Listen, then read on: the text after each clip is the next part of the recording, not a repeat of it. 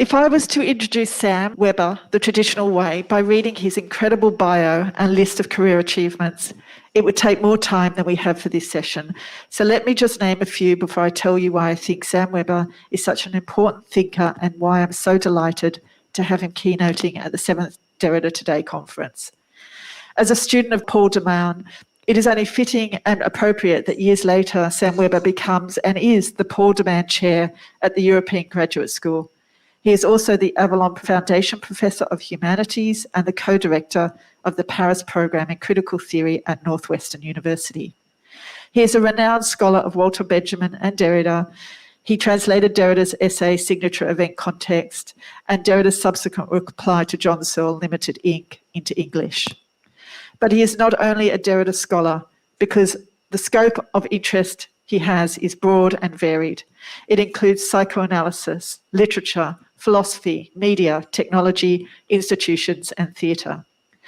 His list of books is phenomenal. Here are just some.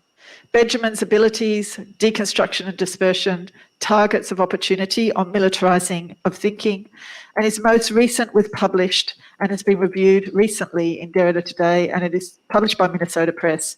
It's called Singularity. When I think about what his work means to the field, generally I think he is one of the most important thinkers of our time.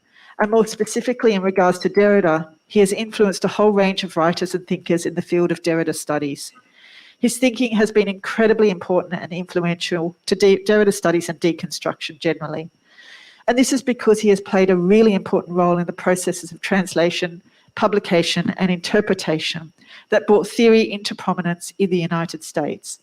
His work continues to inspire a generation of new scholars and continues to promote the legacy of people like Paul de Man, Jacques Derrida, Martin Heidegger, and a number of others.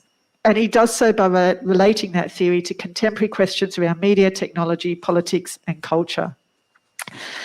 Even on top of this, I first met Sam in person when he contacted me to tell me he would be in Sydney. And Sam, I think that was about 10 years ago. I can't quite remember whether it was 10 years ago or sooner or later.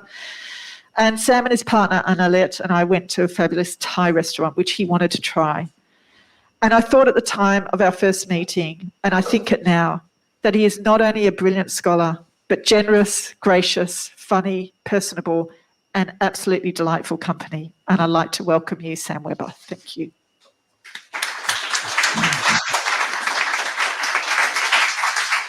Thank you very much, Nicole.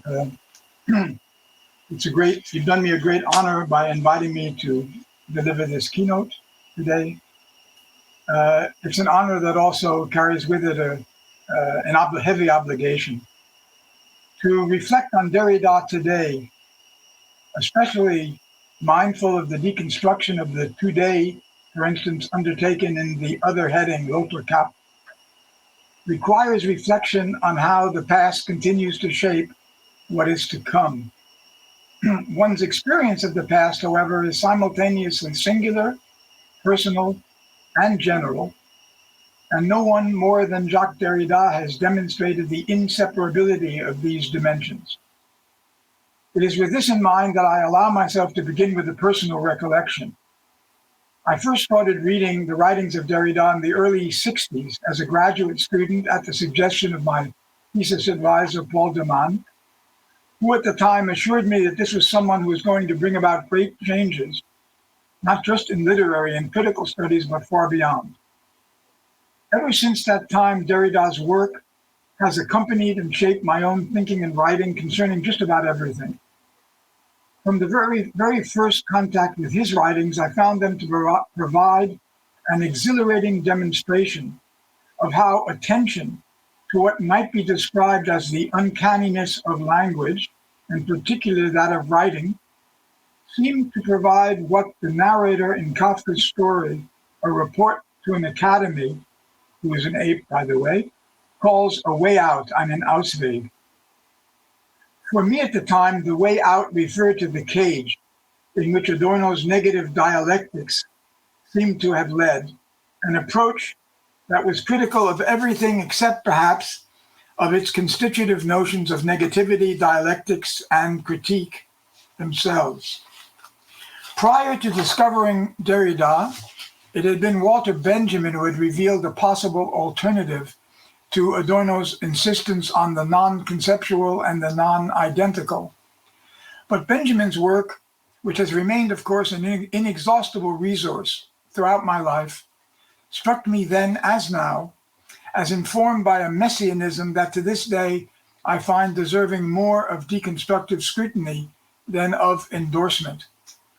To be sure, later on I was to become aware of another version of the messianic in Derrida's work as well, but at first this was much less apparent to me. It was therefore only with the reading of Derrida's early writings, Speech and Phenomenon of Grammatology, Writing Indifference, that I discovered how my previous concerns with the ambiguities of language in the Emersonian sense and with the ambivalences that informed the writings of Freud could find an outlet that would permit a more socially responsive reading, not just of literature, but also of the political conflicts and movements that were emerging at the time, which was to say in the mid-60s. I feel obliged to note, especially today, in the light of the war that has broken out in the middle of Europe, that it was the Cuban Missile Crisis and everything that led up to it and followed that made me receptive to the efforts of Adorno, Marcuse, and others to retrace the roots of social and political aggressivity to what might be described as a form of defensive narcissism that informs much of Western thought and action, and which is unable or unwilling to acknowledge or accept the irreducible alterity upon which it constitutively depends.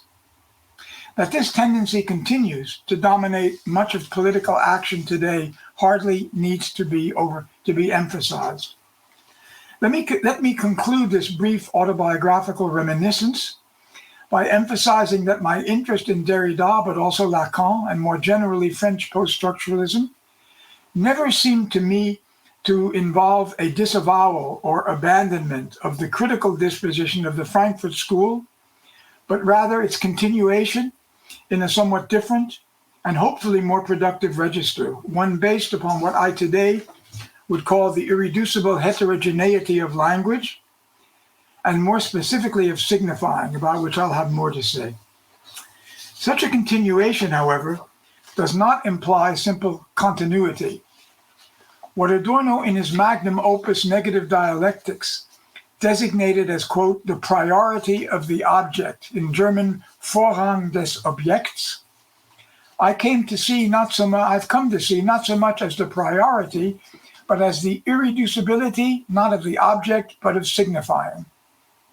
I have to admit that I prefer the reworking of the Saussurean notion of a differential and deferring signifier, even to the Derridian and Levinasian notion of the trace, which in English at least seems to me to suggest a too one-sidedly retrospective process, although I'm well aware that for Derrida it is no less prospective as well, as he demonstrates memorably in the postcard, in particular in relation to the ambiguous word after, an ambiguity that returns later on with regard to the French word for am, je suis, in, for instance, l'animal que donc je suis, the animal that therefore I am, but I also follow.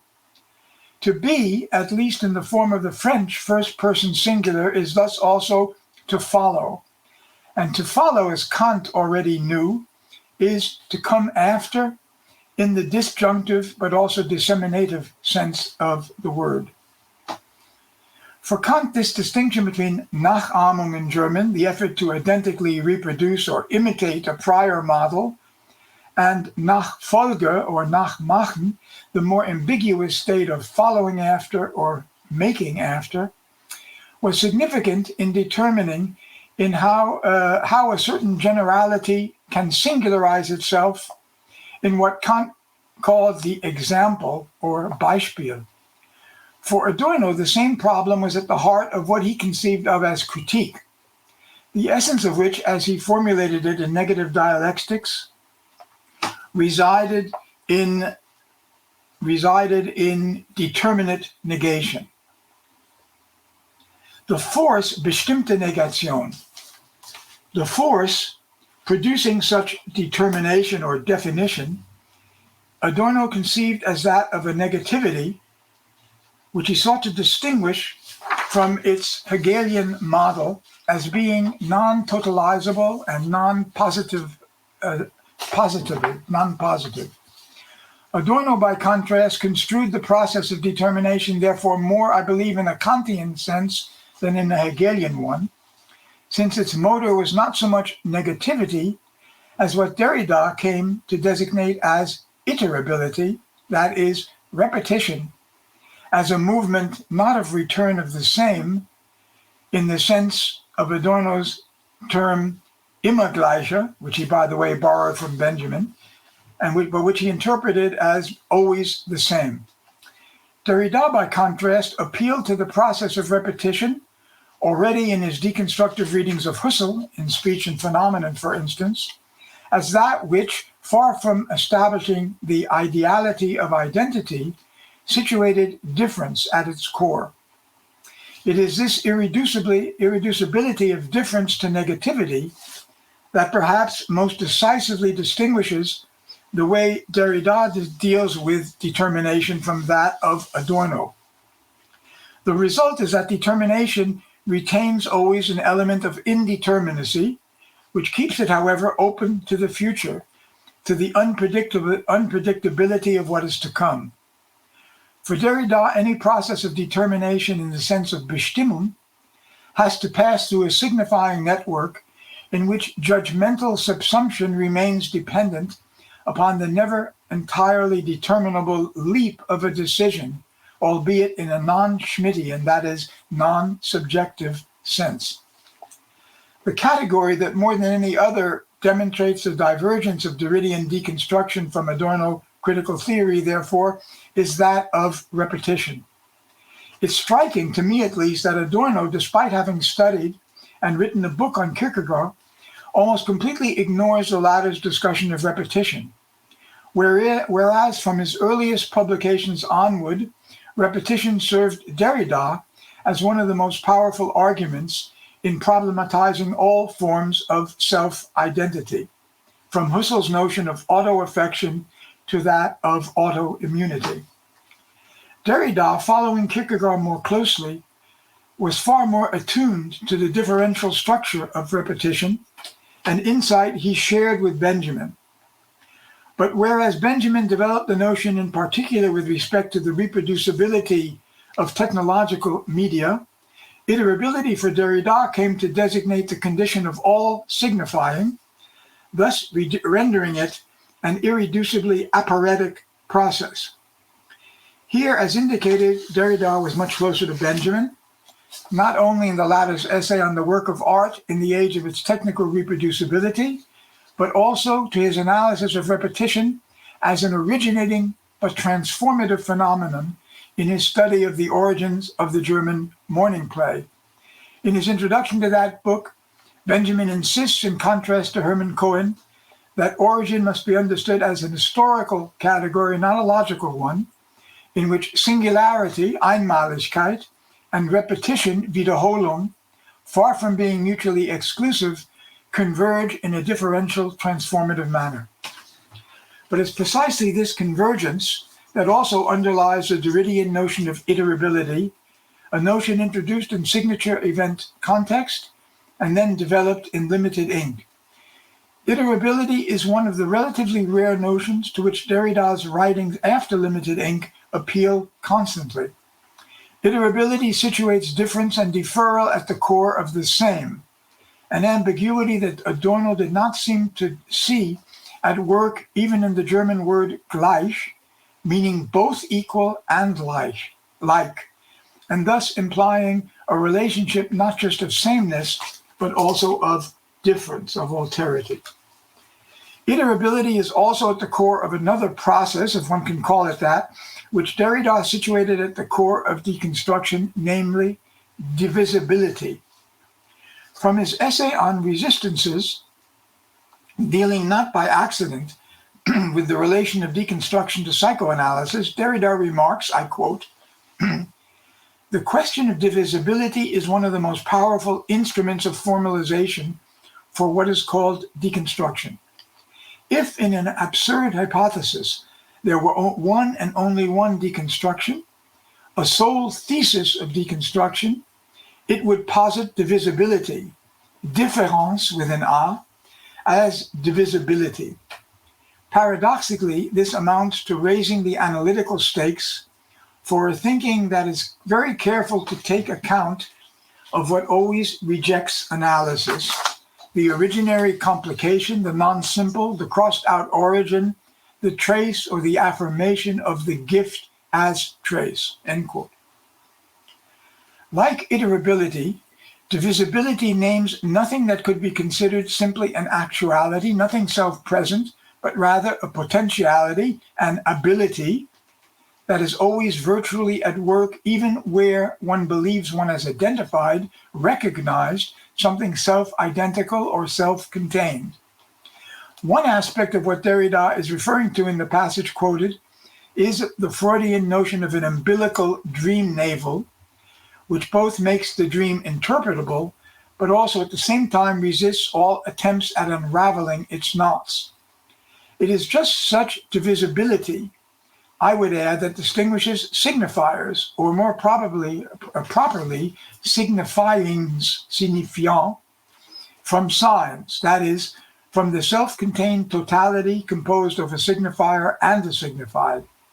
It constitutes the unanalyzable remainder, that is, the condition of all analysis, psychoanalysis or not, and it is this that distinguishes all overdetermination, a term used by Freud, or overnaming, term used by Benjamin, from the determinate negation at the heart of Adorno's notion of critique. Divisibility in this sense, therefore, does not simply dissolve that which it divides, qua signifier, but rather also returns to it as the same but different, much in the way Nietzsche describes a Wiederkunft des Gleichen, or a coming to back of the same, signifying itself and something other than itself, in a way that no negation can exhaust. This is why a decision is ultimately required rather than just a judgment, which would establish certainty, by subsuming the singular signifier as a case of a more general signified. The result, once again, is not to dismiss the function of critique. Derrida appeals to it, for instance, at a decisive point in his discussion of democracy to come in Rogues, but rather to emphasize that the decision that ties a signifier to a signified can never be definitive or ultimate, and must therefore remain open to revision and ultimately to self-critique. This is why, not just in psychoanalysis, as Derrida writes, but more generally, it is precisely, quote, because there is no element that is indivisible as a simple origin, that analysis is interminable, end quote. Against the notion of determinate negation as the essence of critique, Derrida argues for the latter's need to acknowledge, quote, the necessity of thinking the possibility of this indefiniteness, indefinite, a necessity he does not hesitate to declare that constitutes, quote, the truth without truth of deconstruction. I want to explore one aspect of deconstruction as this truth without truth, whereby we should, of course, be attentive to the ambiguities of the disjunctive preposition without, by rereading with you a short passage from another essay of Derrida, a passage that sticks out literally due to the fact that it is inscribed on the margins of the main text as what is perhaps the longest note in all the Derridian corpus. I'm referring to the very long note to be found toward the end of the book On Spirit, in which Derrida discusses the varying uses of the German word Geist in the writings of Heidegger. In this book, Derrida attempts to problematize one of the most celebrated assertions of Heidegger, namely that questioning is the piety of thought. In German, das Fragen ist die Frömmigkeit des Denkens. This assertion concludes Heidegger's essay on the question of technics, where it responds to the sense of danger, the Gefahr, that Heidegger sees as inherent in the rise of modern techniques particularly. Quote Heidegger, "The more we approach the danger, the brighter the ways toward deliverance, ins rettende, begin to glow, the more questioning we become. For questioning is the piety of thinking." Frömmigkeit for Heidegger resituates a traditionally religious notion in what at least looks like a more secular context, but still as the response to a religious need, that of being saved or delivered. Heidegger's word is rettende. However, as Heidegger defines the notion, piety in thinking signifies above all being amenable, or sometimes translated as docile, to the power and preservation of truth, end quote. In his footnote, which stretches out over 12 pages in the French edition, Derrida takes as his point of departure another well-known phrase of Heidegger, namely, "Die Sprache spricht," language speaks, which Paul de Man modified in German to read "Die Sprache verspricht," language promises, but also, since the prefix "ver" signifies often a kind of negation, language misspeaks. Die Sprache verspricht sich. Leaving aside for a moment the ambiguity which is important for de Man as well as for Derrida, namely the possibility that these two meanings of versprechen, promising and misspeaking, could be structurally inseparable and essential aspects of language, Derrida goes on in the footnote I want to consider to ask whether, for Heidegger and in general, this versprechen might not be related to, quote, "the promise," which, by opening all speech, renders possible the question itself, and thus precedes it without belonging to it. The dissymmetry of an affirmation of a yes before all opposition of yes and no, end quote. This would suggest that before all questioning as the condition of its possibility, and indeed as that which marks questioning itself as already a response, there would be something like a promise, in German a Versprechen, that would be prior to language. In his footnote, Derrida describes the structural anteriority of this promise as that which, quote, turns or dips into, verse dans, the memory of a language, la mémoire de langue, of an experience of language that is older than language itself, always prior and presupposed, old enough to have never been present in an experience or speech act in the ordinary sense of those words, end quote. Quoting passages from Heidegger's essay on the essence or das Wesen of language, Wesen der Sprache, Derrida argues that they imply, quote, a kind of promise or originary alliance to which we must have already acquiesced, already said yes to, independently of the negativity or problematic nature of the discourse that might ensue, end quote. Saying yes here does not therefore necessarily imply agreement, but rather something more like acknowledgement of a readiness to participate in language. Such a response, Derrida writes, produces itself a priori in the form of an acquiescing, an engagement of speech towards speech, of this word given by the word. Moreover, such acquiescence involves a memory that is older than any particular language, and which is the condition of its promise. It is this appeal to and of this memory of language that Heidegger in German regularly names as its Zusage.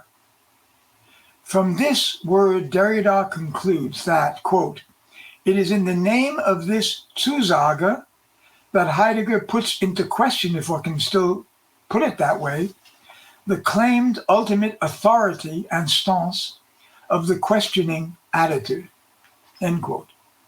Now, Derrida goes on to explain why he considers the German word Zusage to be untranslatable, since, quote, it brings together meanings that we normally separate, that of the promise and of acquiescence or consent, of the originary abandon to what gives itself in the promise itself, end quote.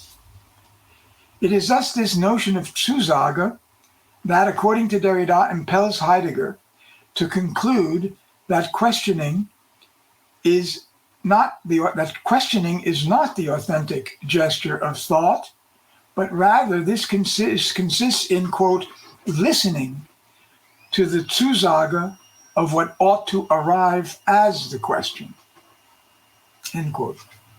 Although Derrida will not translate the German word Zusage, he responds to it by invoking a French word that is equally difficult to translate into English, namely gage. This word, usually rendered as pledge, is also cognitively, etymologically related to wager, albeit without the connotation of a calculation of the chances of a return on one's investment. Heidegger's notion of the introduction of the notion of Zusage, Derrida argues, indicates that questioning cannot be the last word in language nor the first. Prior to all questioning, there must be that acceptance of language implied in the notion of Zusage. Language must first speak to me or us, even before it says anything in particular. What Heidegger describes as a necessity of listening to this Zusage of language, Derrida suggests involves a kind of affirmation that is, as it were, pre or quasi-verbal, since it entails, quote, this word sometimes without words that we name the yes. This yes, particularly when repeated or divided as yes, yes, we, marks one's engagement in and through language, an involvement, again, that is prior to and the condition of all questioning. Thus, for both Heidegger and Derrida, engagement in language is unpremeditated, but not absolutely spontaneous. It involves a response to its appeal, Zusage, although one that is non-reflexive. For Derrida, questioning cannot be absolutely primary or originary, but as with critique, to which it is certainly related, this is not meant to minimize its role in thinking and writing, rather to resituate it as part of a response that precedes and conditions it. In this respect, it may be useful to point to a lexical distinction that exists in English but not in French between response and answer. Every answer is a response, but not every response is an answer, insofar as the latter term often, but not always, aims at the resolution of uncertainty, at the untying of the knots at its core. Although the response described here is to an appeal, a Zusage, that seems to transcend any particular language, Derrida is careful to insist that it never exists in a vacuum or a space of pure generality. Rather, it engages us, as he writes, quote, always in a or one language, toujours dans une langue.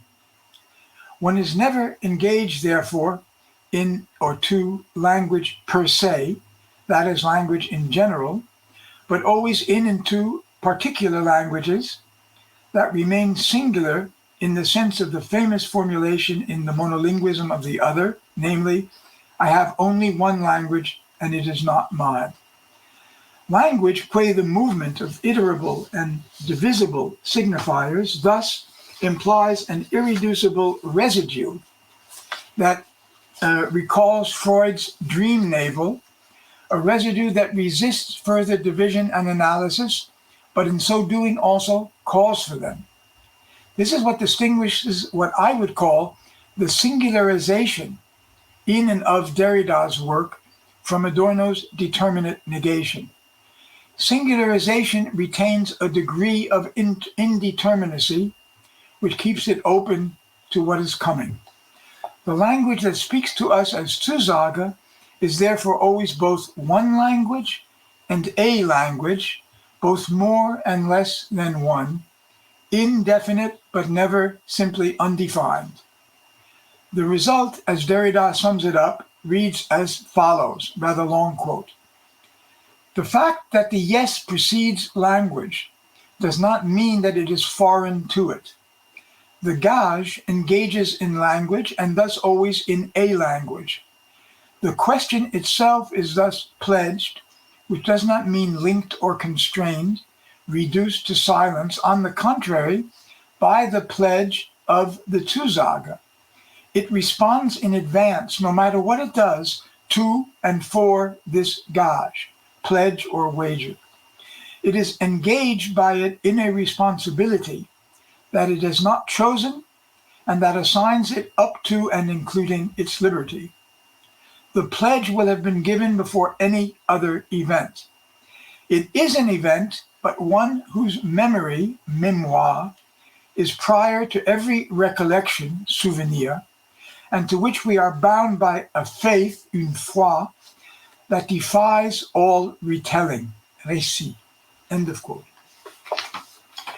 We are pledged to language in an event that becomes memorable while remaining prior to every recollection, and is thus bound by a faith that defies all retelling, a notion that in its non-cognitive aspect perhaps echoes Heidegger's piety of thinking, although it is no longer associated with questioning per se, but rather with its condition of possibility, namely with a form of memory, mémoire, that in French at least suggests a text prior to all recollection, mémoire.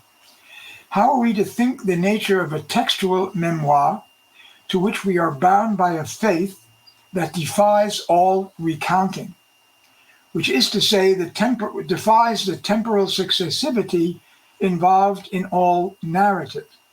Let me try to unpack just a very few of the implications of this unrecollectable or immemorial mémoire of the gage that marks involvement in language, by beginning with a remark on translation. We all know how important the process of translation is for both Heidegger and Derrida, since it is inseparable from the functioning of language itself. If divisibility names one of the conditions of deconstruction, then one of its privileged sites is surely the word. We've already seen this at work in the word that Derrida advances here to name the irreducible precondition of questioning, namely gage, pledge, but also wager. But it is no less active in the German word Zusage. Derrida glosses it but does not translate it, stating that it includes meanings that are quite diverse, and for which in French there is apparently no single verbal equivalent. These meanings include acquiescence, consent on the one hand, and on the other, originary abandon to what is given in the promise itself, end quote. This abandon is originary because, as we've read, it is based on faith rather than simply on knowledge, on memory as mémoire rather than on recollection. In English, however, we have an almost literal equivalent of Zusage, albeit not in the form of a noun, but rather of a verbal phrase, namely, and I've been using this so far, speaks to me. When something speaks to me or others, it appeals to me in a way that is not purely cognitive, but also affective. It arouses my desire. This is also true for the German. The phrase in German, etwas sagt mir zu, implies not just directedness, not just an address, but an appeal that imputes desire to the addressee. Thus, as a noun, Zusage can designate not just agreement or simple acquiescence, but rather the evocation of desire. As Zusage, in short, language is desirable. And so perhaps it is not only faith, but also desire that marks the response to the appeal of language, que Zusage. This in turn has two further implications: that it is never just language as such that appeals in this way, but always a or one language. And second, that what we are calling language here is suspended in the tension that is condensed in the ambiguity of the French word un, functioning both as the indefinite article and as the sign of singularity. In English, we have to distinguish and separate between one and a.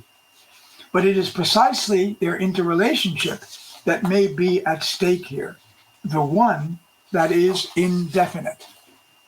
It is this tension between a language in general and one language in particular that indicates the way perhaps Derrida navigates the relation between singularity and generality. In general, singularity is never completely definable, and yet it is always already defined to an extent. The Zusage of language is presupposed wherever language signifies, and thus in general. But as a process of signifying, it must always also speak to someone of something in particular under distinctive and singular circumstances. It is perhaps this tension that endows its arrival as an event also with a certain violence. As the phrase of Heidegger cited by Derrida at the very end of his long note suggests. Heidegger writes that as an event, the Zusage of language, quote, has already touched or rather struck. In German, sie hat schon getroffen. Heidegger's words here suggest a certain violence in the advent of language, for getroffen is the past participle of treffen, which implies hitting, the convergence of what is separate and remains separate. And indeed, if we can take our cue from the etymology of the German word, this convergence never takes place without a certain struggle or conflict, since treffen initially signified a small skirmish.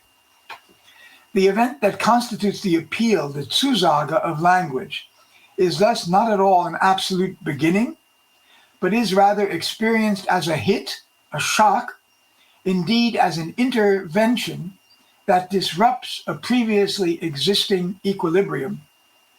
Thus, far from describing a genealogy of language in the writings of a particular thinker, Derrida's reflection on the gage as a response to the Zusage may, as he writes, quote, be useful not only for reading Heidegger, but beyond, for rethinking the relationship of his thought, and perhaps that of Derrida's as well, to quote, those unstable and unsituatable discourses, which include, quote, linguistic, poetics, pragmatics, psychoanalysis.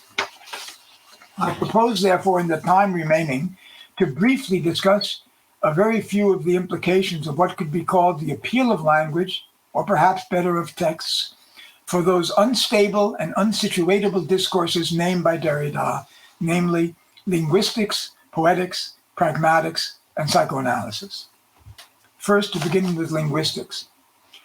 How old-fashioned, how outmoded to begin by discussing linguistics, much less language. It dates me and anyone who finds it important to place this discipline at the beginning. We are living, after all, in an era in which codes and algorithms seems to have replaced language, especially discursive language, as the primary or most powerful medium of thought and action. To insist on the continuing importance of linguistics, and even more perhaps of Saussurean linguistics, and especially in its Derridian and Lacanian version and inversion, is to date oneself, to be sure.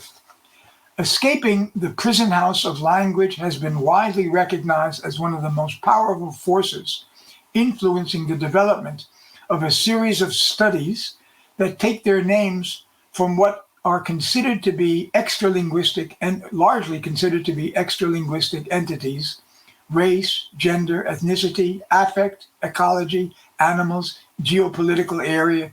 The list could obviously be extended at will. Although there can be little doubt that this proliferation of studies has amplified and diversified the humanities by focusing upon groups, issues, and regions that had either been entirely ignored or largely marginalized by the pre-existing academic division of labor. It is, in my view, very regrettable if the study of such neglected areas presents itself as a radical alternative to the linguistic turn associated with structuralism and post-structuralism, rather than as its necessary and legitimate extension. For if one is to avoid the dogmatism that arises almost invariably when language and languages are taken for granted, the insights and methods that were developed to interpret the signifying dimension not just of language, but of all objects that require interpretation should not be ignored, taken as self-evident, or much less disqualified as obsolete. If one is to avoid the hypostasization of existing power relations that inevitably arises when language is taken for granted, a serious rereading of the Saussurean discussion of language as a differential process of signifying is perhaps as necessary today as it has ever been. The Derridian radicalization of difference as différence with an A and as trace is unthinkable without the reading of Saussure articulated in Of Grammatology, among other texts of that period. I recall the memorable words that closed the chapter of that book entitled Linguistics and Grammatology. I quote, "That the signified should be originarily and essentially trace, that it should be always already in the position of signifying, en position de signifiant.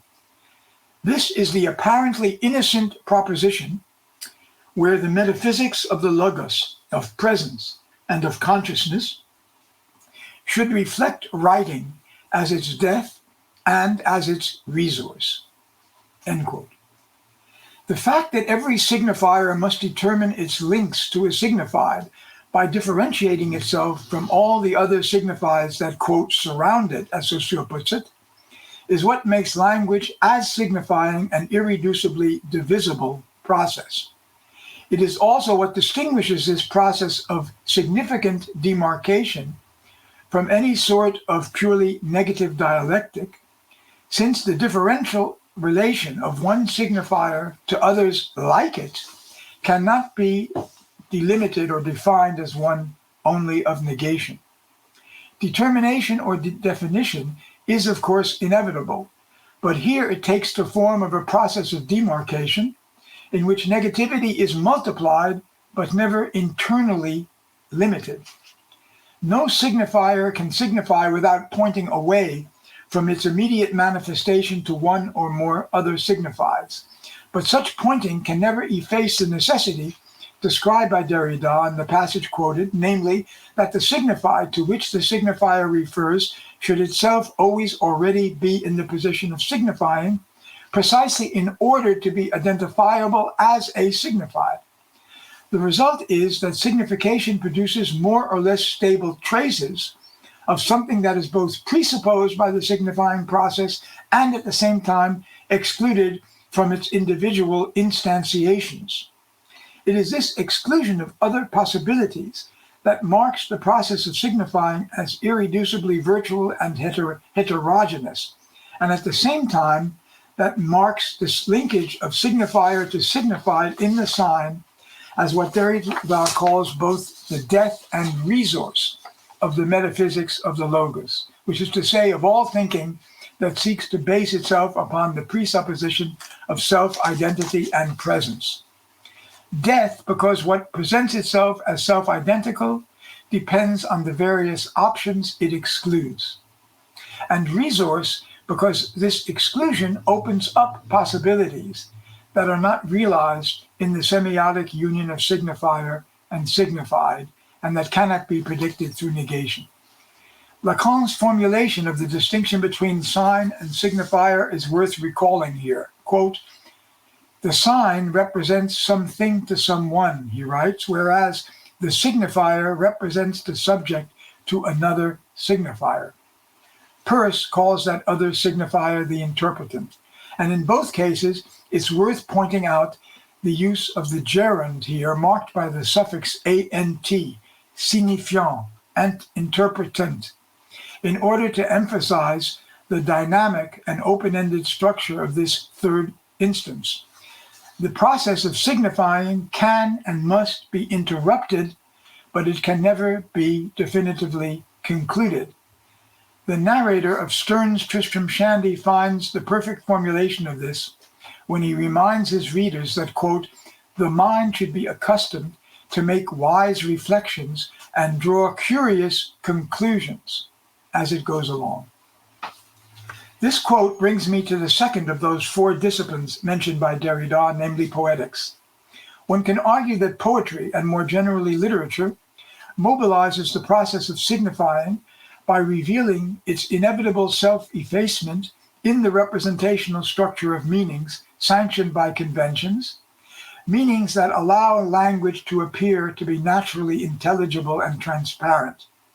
Such conventions domesticate and soften the impact of the Zusage, which otherwise could potentially disrupt the sense of subjective unity and of its ability to control its actions in the world. When the narrator of Tristram Shandy declares that, quote, his life and opinions will take in all ranks, professions, and denominations of men whatsoever, it soon becomes clear that take in here does not signify just include, but also delude. Shortly thereafter, a concrete example of this occurs. After dating his own conception precisely 8 months prior to his birth, the narrator comments that this date, quote, was as near 9 calendar months as any husband could in reason have expected, end quote. The discrepancy in dates, which appears, by the way, to have passed unnoticed for centuries, allows the question of paternity to take on new significance throughout the novel. What is thereby problematized significantly is precisely the expectation that any husband might have as to his legitimacy, for instance, as father. And this in turn allows a number of other apparently disparate strands of the novel to coalesce into a significant network of problems which do not, however, add up to a thesis, but rather suggest that further thought, for instance, about the patriarchal foundation of authority may be necessary. Thus, in various ways, the narration in Tristram Shandy both addresses, speaks to, and in so doing exposes the defensive nature of certain conventional expectations, which both make it possible for readers to read the text in a certain way, but also to be taken in by it, diluted, but also thereby included in its dramatizations. This example brings us already to the third of those disciplines mentioned by Derrida, that of a certain pragmatics. If pragmatics can be defined as an approach that seeks the determination of words and acts by focusing upon their use, it can be argued that the use of all such acts, linguistic or other, constitutes a response to previous challenges and also a repeal and appeal for further responses. Such an appeal can also signify in a juridical sense, that is, as an invitation or exhortation to revise or overturn a previous judgment. For instance, the prejudgments or prejudices that tend to naturalize conventional expectations of meaning in order to impute transparency to language by isolating signifieds and thereby treating them as signs. This can serve to reassure those who value stability and certainty above the uncertainty of innovation and change. The end of Tristram Shandy, about which it is still debated whether it renders the novel incomplete as a result of the death of its author, or whether in its very incompleteness it consummates the book, this end can also be read as a conclusion that is curious precisely by being equivocal. The subject matter concerns a final mishap of Tristram's putative father, Walter Shandy, quote, who was obliged to keep a bull for the service of the parish, end quote, but whose bull at a certain point failed to impregnate a cow, and thus to provide the parish with the offspring expected of it. This gives rise to an animated discussion as to who might be to blame for this failure, the bull and its owner, or the cow. One of the characters, Dr. Slop, gives his professional opinion as to who is responsible. It never happens, he declares, that the cow is sterile. And then he goes on to add a somewhat ominous alternative. But the man's wife may have come before her time naturally enough. Naturally or unnaturally, we have to read between the lines here. And so in the absence of a definitive decision, poor Walter's bull is left holding the bag. Walter's wife, Tristram's mother, asks the question that prepares the final coup de grace, which comes from Parson Yorick. "Lord," said my mother, "what is all this story about?" And Yorick responds, "A cock and a bull, and one of the best of its kind I've ever heard." That's the end of Tristram Shandy. The cock and bull story, like the shaggy dog joke discussed in Freud's book on wit, exposes the desire of listeners and readers for a certain stable, self-identical meaning, here connected with the belief in patriarchal, paternal power and legitimacy, for instance, concerning the lives of individuals, but also concerning their social and political existence. This desire is revealed throughout Tristram Shandy to be a response to the anxieties produced by a signifying process that challenges patriarchal claims based on an originating authority by replacing them with an appeal to consider other possibilities. Such a thought, however, can only come about insofar as it results from a practice of reading critically, responsibly, and, I would add, responsively. Poetry, of course, is full of such challenges to established conventions, often by exposing them to be defensive responses to problems they seek to avoid rather than address. Such appeals seek to speak to readers and thereby elicit future responses, which in turn will either expose or obscure the threats and desires to which they respond. And this brings me to the fourth, and today at least last, of the disciplines mentioned by Derrida, that of psychoanalysis. Derrida's relation to psychoanalysis was always complex, and indeed in many ways, I believe, ambivalent. On the one hand, he recognized and appreciated the extent to which Freud's emphasis on the conflictual dynamics of the psychic apparatus anticipated and contributed to his own deconstruction of the metaphysics of presence and of self-consciousness. But he remained suspicious of the tendencies of Freud, as did Lacan, by the way, to institutionalize psychoanalysis and codify its concepts into a coherent system. He thus was more drawn to borderline Freudian concepts, especially to that of the uncanny, das Unheimliche, than to Freud's metapsychology, involving concepts such as repression, drives, not to mention Oedipus complex, and castration anxiety. It was also this suspicion of the tendency to systematize, one that he shared with Freud and also with Adorno, that made him critical of Lacan's rereading of Freud, even where it involved a subversion of the subject by reinterpreting it through the dialectics of desire.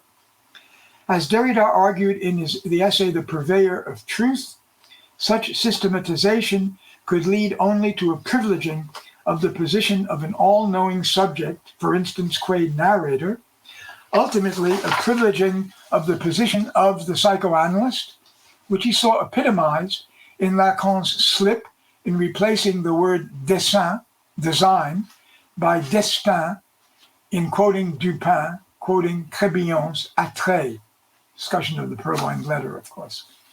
What in Poe's text was only a design, meaning both an intention but also a drawing, becomes in Lacan's text a destiny, a word, however, that Derrida himself used at certain points quite frequently. To be sure, for the Derrida of the postcard, for instance, destin is related to destination as a form of circulation that never comes full circle. In this sense, however, destin and dessin might turn out to be supplementary and not mutually exclusive of one another. In this sense, the slip, therefore, that replaces dessin with destin could also be understood as articulating a conception of the signifier that is shared by both Lacan and Derrida, even if in the specific context, Derrida does well to insist on the inevitable involvement of every narrator in the narrative, thereby excluding subjective sovereignty. The question with which I want to conclude hopefully curiously, is whether the notion of a gage that responds to the Zusage, the appeal of language, prior to all concrete speech acts, might require us to reconsider both Derrida and Lacan's aversion to certain metapsychological concepts of Freud, and in particular to that of the I, which in French, of course, is not simply the moi, but also the je. The word gage is usually defined as a form of collateral, serving to guarantee the repayment of a debt, or of a promissory note, to move closer to Derrida's terminology. The gage thus serves as a promise or pledge to repay a debt to language that, properly speaking, is unredeemable. This responds to the appeal of language, to the fact that in order to speak, it must speak to me, thus places the singular respondent in an impossible position, pledging to repay a debt that cannot be repaid. Derrida's discussion of the narrative and above all of the narrator in Baudelaire's text La Fausse Monnaie, in Given Time, concludes by suggesting that, quote, the nature that the narrator represents here, and that he therefore also discounts and recounts, is a nature that does not so much give as lend, and that lends more than it gives. It extends credit, end quote. The gift of time, or rather its givenness, imposes an unpayable debt that is inseparable from the singularity of the first person singular of the I, and it is this pronoun, therefore, that plays an increasingly significant role in the utterly distinctive way in which Derrida's writings stage the tension and interdependence of the singular with the general.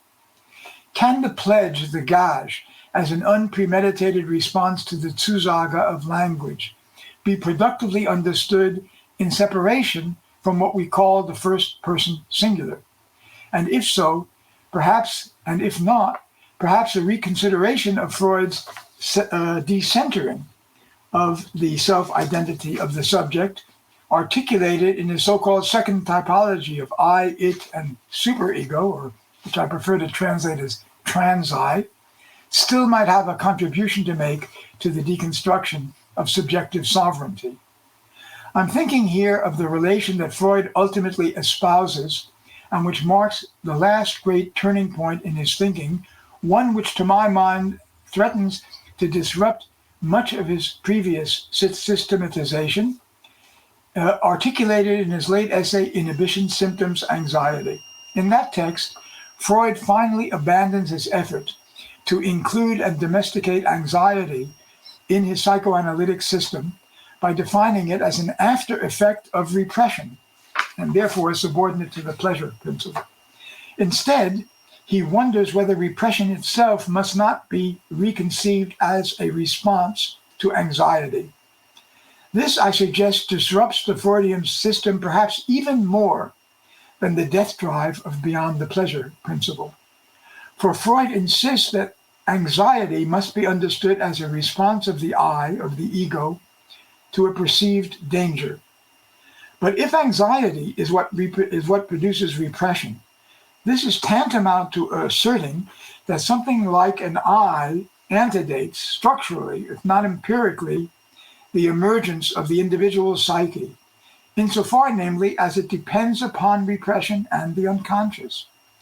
It is the structural precociousness of this I in the constitution of a singular identity that Freud winds up by affirming, even if he never gets around to developing its implications. But it seems, to me at least, that one of these implications, or rather conditions, might involve a memory or memoir, perhaps embedded in language, that would be prior to all individual recollection. This memoir of an I would be given to individuals in the form of anxieties specific, however, to certain cultures and to their traditions. Or rather, it would be loaned to them and taken on credit. Anxiety would then be a sign that this loan will never be repayable in full. Its partial repayment would be the way the gage responds to the appeal to the Zusage of a language that is all we have and yet that is never simply our own. Thank you. Okay, everyone. So we are going to open up for questions for the next 15 minutes. And I'm going to take around a microphone. This one, if you like. Thank you. That would be better. So we can just pass it to whoever. Okay. Sam, can you hear us? I can hear you very well, yes. Great. Fantastic. Can I open the floor to questions either online? We have our first one online, which is Matthias. Hello, can you hear me? Yes. Yes. Very well. Thank you. Well, Sam, thank you for this wonderful presentation, which I really enjoyed in its wide-ranging discussion of what I take to be a really important notion in Heidegger and in Derrida, the notion of Zusage. I have a comment and an invitation to maybe say a little bit more. The comment is that the translation by way of Derrida of Zusage as gage and engagement is already made by Heidegger, because Zusage is part of a network of concepts in Heidegger, including Zuspruch and Anspruch, the Anspruch des Seins. And when Heidegger is asked in the Letter of Humanism to translate this notion of Anspruch, he translates it as engagement. And he says that penser, c'est l'engagement de l'être. You may remember. So very early on in the response to Beaufret, he translates Anspruch as engagement. And then he goes on to say, yes, but you should not understand this in terms of subject and object, activity and passivity. These are metaphysical oppositions. And so one could say then that to speak is to let oneself be taken in or spoken to by language. To speak is always to respond to that which speaks to me, as you so beautifully translated it. So to determine something as something is to let oneself be determined. Right? So you have to rethink activity and passivity there. So that's just my comment, which you can make something of or not. The question I have, though, is about the question. So the relationship between affirmation and the question. And I think you said quite rightly, I fully agree with this, that questioning and in its relationship with critique is not originary on account of this engagement, this gage, this promise. It's not originary, but it's conditioned by the Zusage, by this engagement. But it's also, I think you said something like, it's also not just secondarized. And in this footnote in De l'Esprit, it seems to me that Derrida is also a bit wavering there, that on the one hand, this means that questioning as the piety of thought is not originary because of the affirmation, but on the other hand, it's also not in a secondary position. And I wonder whether maybe you could say a little bit more about this. Thank you. Yeah, great. Thank you very much, Matthias. Both very, very, very pertinent. It's true. I couldn't, of course, go into more detail. I would have been speaking too long. Derrida does, of course, reference the Zuspruch there. I even had a disclaimer that I had to cut out because of the time, where I said it didn't seem to me that Heidegger's assertion that questioning is the piety of thought necessarily equates with saying it's the beginning of thought, or it's the ultimate condition of thought or something, because the piety of thought, which he then defines in relation to preserving truth or conserving truth and so on, doesn't necessarily imply that it has no other condition of possibility. So as far as that goes, I'm not entirely sure that I mean, Derrida is trying to suggest that the relocating of questioning, as in some sense and conditioned by the gage, by a certain engagement,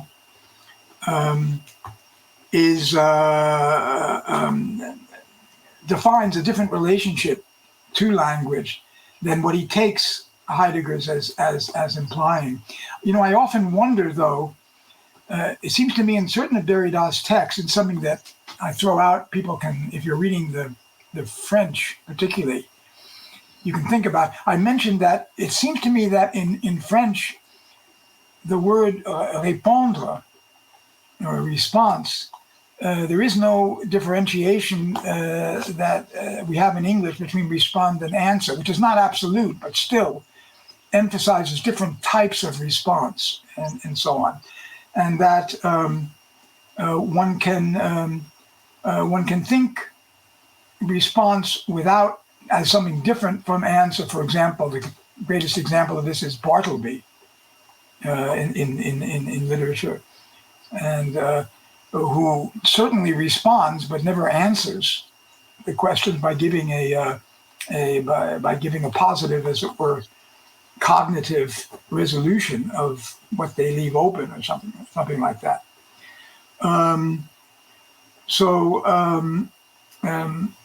In other words, I mentioned this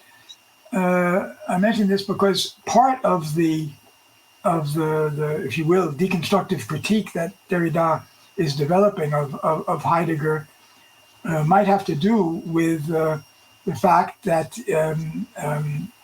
he wants to distinguish between two types of responses. One would be that of the Zusage, and the other would be that of the answer, which is different. And so that's why I also mentioned the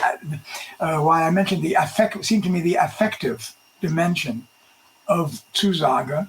And in my talk, you'll notice that I sort of gravitated toward reintroducing the question of affect at the end, with anxiety being desire and anxiety being important there in this notion of Zusage.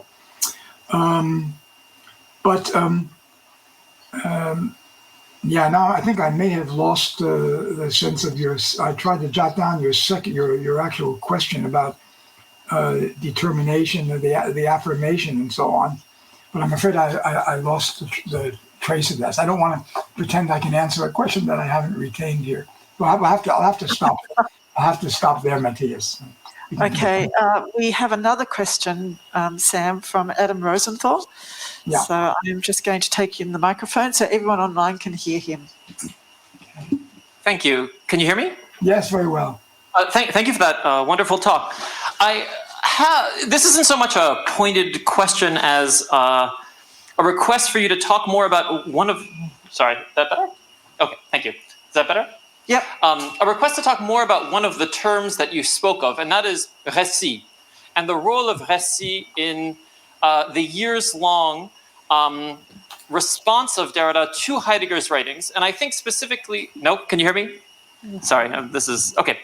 And I'm thinking specifically not only of Given Time, where récit plays prominently in the reading of Baudelaire, but also in Survive, where we get the figure of the demande de récit, which I believe is translated as the demand for narrative, but could just as easily be taken as the demand of narrative, right? So récit, the privilege of récit is precisely to have this dual quality of an exigency for and from itself.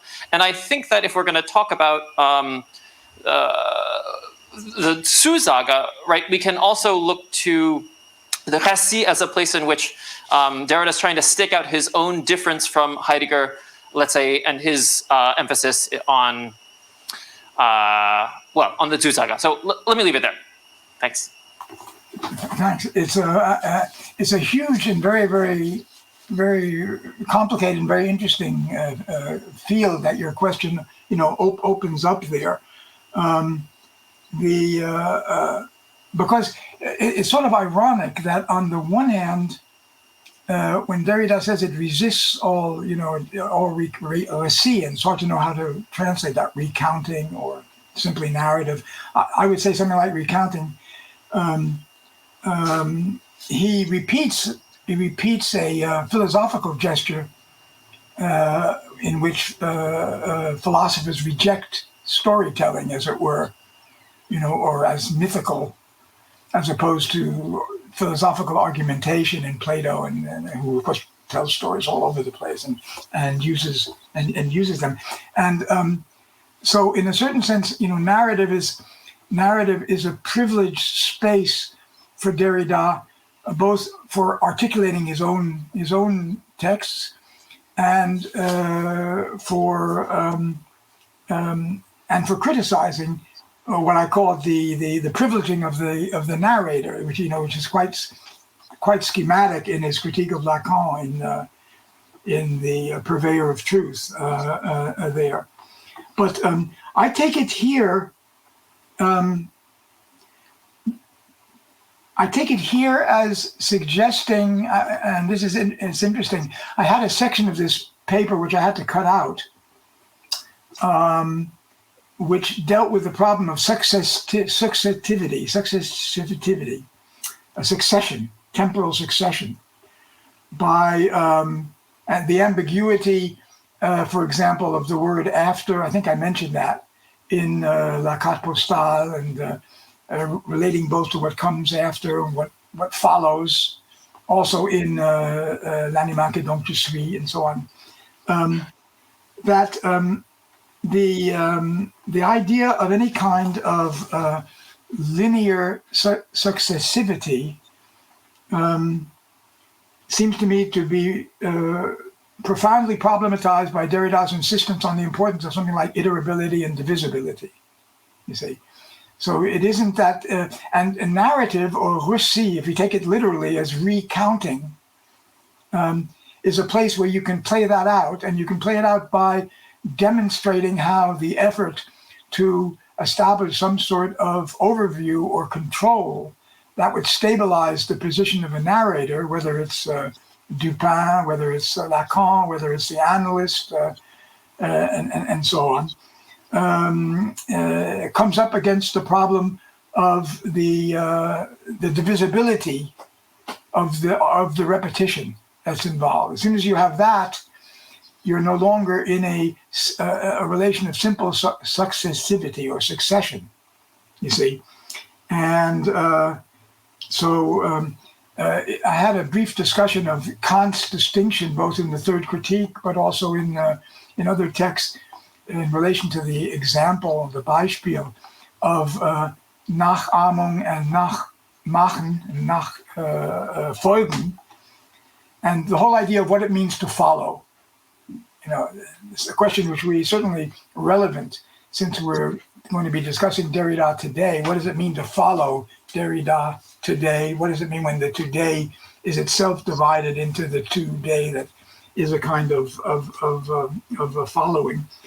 And what seems to me, and it's interesting, this is a point where, because this is sort of the first time I've really tried to think a little bit more complexly about the relation of Adorno and Derrida as two thinkers who had a great impact on me. It seems to me that however more sophisticated and productive Derrida's reading of Heidegger is than that which Adorno never really undertook, that one way where he's in some ways closer to Adorno perhaps than to Heidegger is what I call the way he navigates the relation between singularity and generality. In other words, the fact that despite the a priori structure and character of repetition, iterability, divisibility, despite Derrida's insistence on the need for certain formalization, he resists any kind of ontological, even in the Heideggerian sense, which is infinitely complex, which is not classical ontology.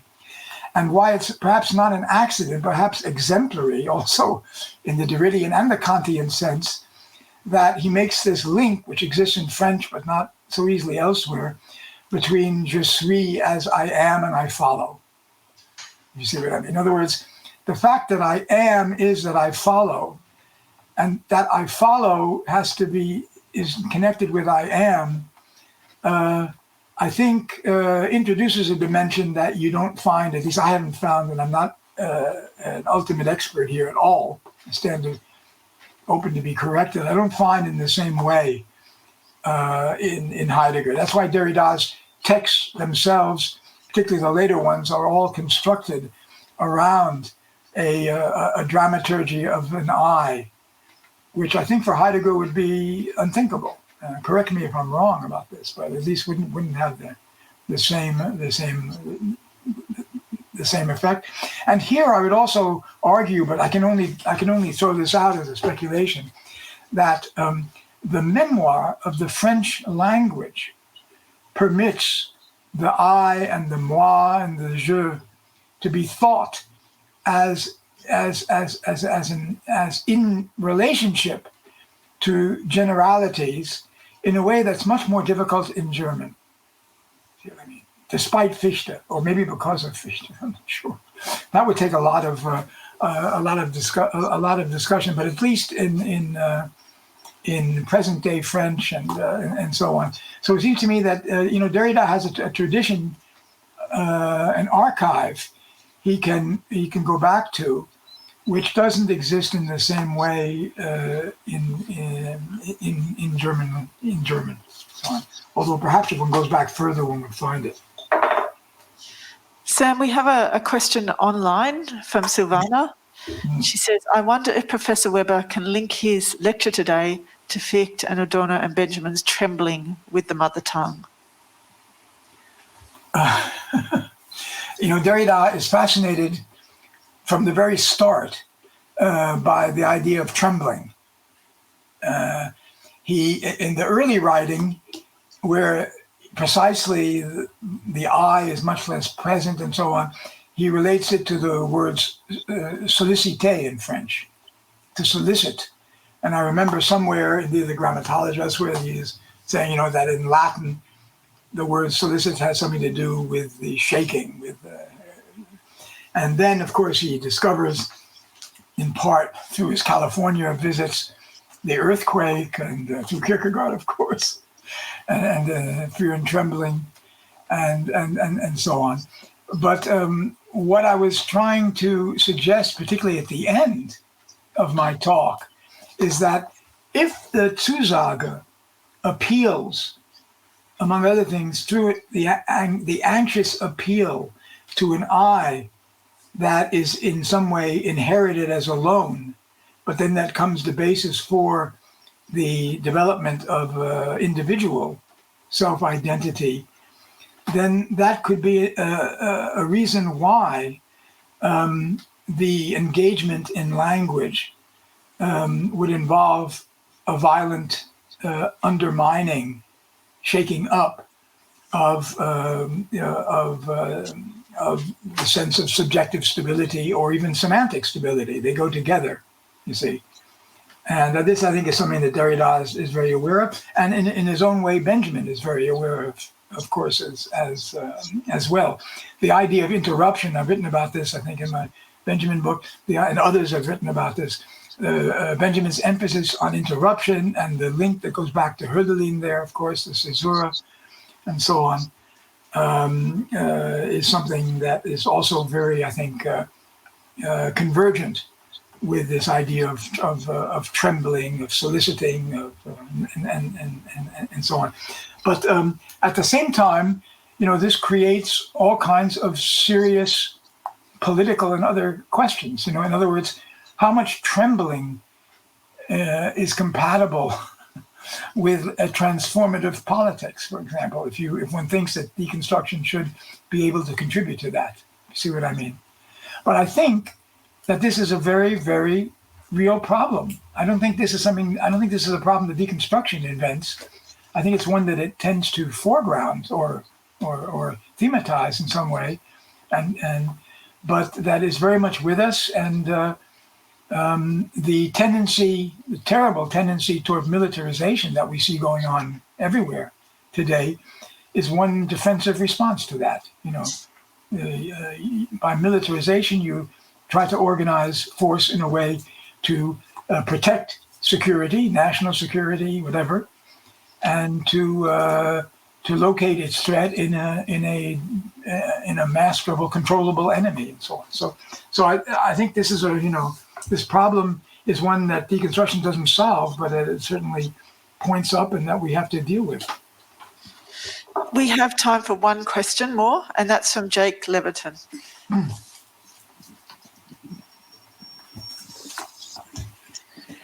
Sam, that was so insightful, illuminating, and I think in many ways very, very timely. I wanted to pick up on the gesture you made towards thinking Derrida today, and perhaps thinking a little bit more about the implications of your argument for a democratic politics. Because I was thinking, some of the implications of Derrida's Zusage in the American context and also the Ukrainian one, and both seem pertinent, and you might choose to riff on either. In the American one, I'm thinking about the appeal to language that's at play with regard to, I should say, the QAnon conspiracy, for instance.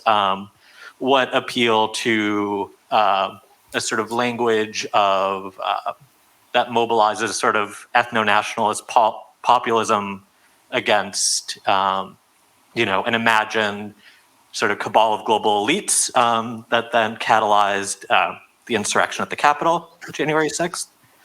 But I'm also thinking about the sort of enforced sense of Zusage in Ukraine right now, particularly in Mariupol, the enforcement of Russian language, propaganda, and a sort of pernicious historicism on Putin's part with respect to the video images of the sort of comparison between Putin, Peter the Great, things like this. So yeah, I'm wondering, how are you sort of thinking about the way your argument is intersecting sort of these sort of troubling times for democratic politics in terms of the sort of transatlantic dynamic? Thanks, Ed. We could talk for hours about that, and I prefer to do it in person than via the internet.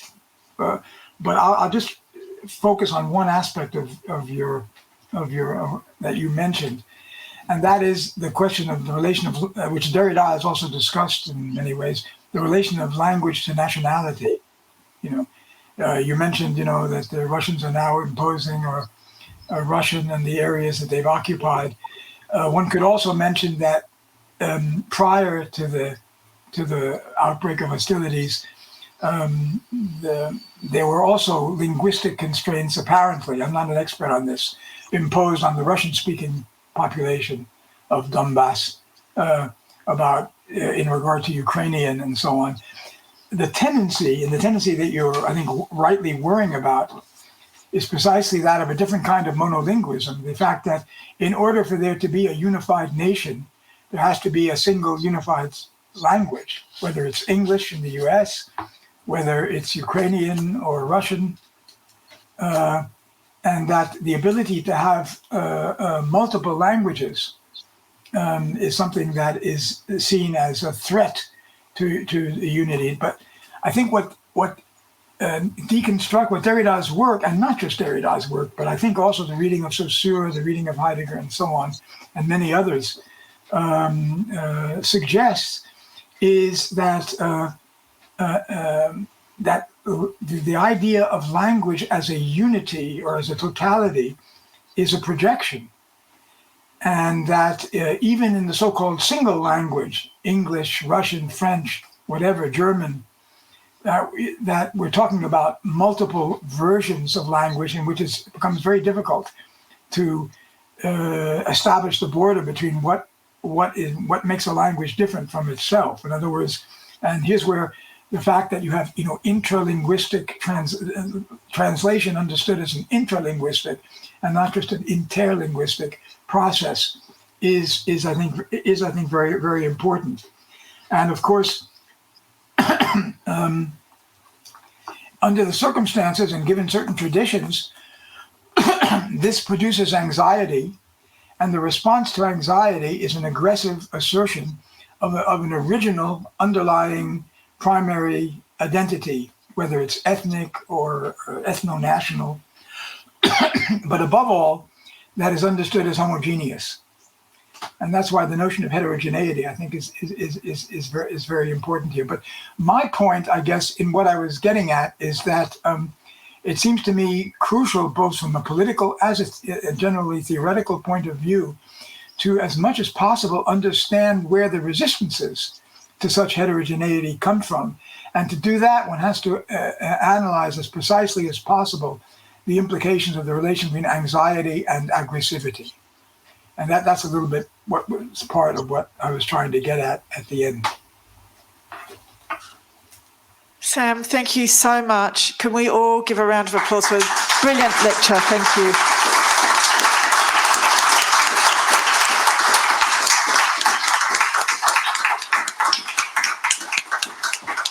Thank you. We miss you not being here in person, but I'm so delighted that you were able to do this for us.